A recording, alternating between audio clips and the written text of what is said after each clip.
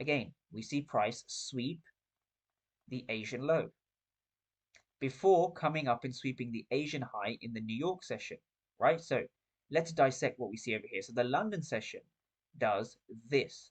So why do you think the London session does this? What is the purpose of that? I recommend people pausing the video to actually think about this. So if you did pause the video, welcome back. Welcome back to all the people who paused the video. Good work. The London session over here aims to entice early sellers into the market, right? So what we see is we see an early seller enticement. Early seller enticement. So what this represents is it represents a build-up of liquidity to the sell side, right? Because underneath this low, we have what? You guessed it, sell side liquidity, right? Sell side liquidity, right? So when it comes to a schematic point of view, what you want to understand from this is that we generate liquidity in the form of the Asian range, and the Asian low is swept in the London session just over here. And it itself, the London session, generates liquidity, right? So this is the,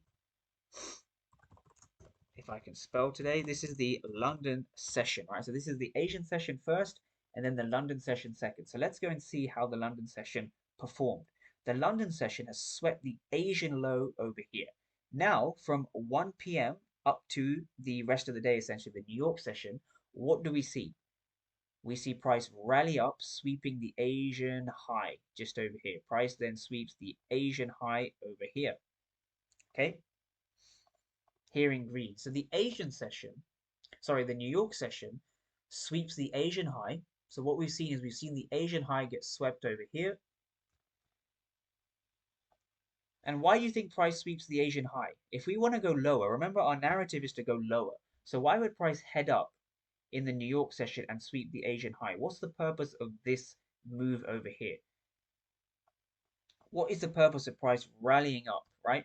What do we create? Something I go through in a lot of my videos. What is this over here in yellow? Well, you guessed it. It's the manipulation or the Judas swing.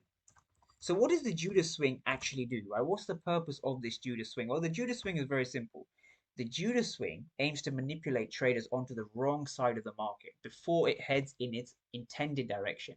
So we see a move up over here, giving us a high, low, and a high of the day, the Judas swing, before a break of structure, right? Now we've seen a break of structure to the downside, okay?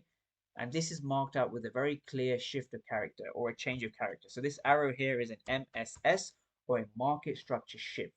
So it's important to understand that a Judas swing is validated after a shift of market structure, right? And that's exactly what we have up here.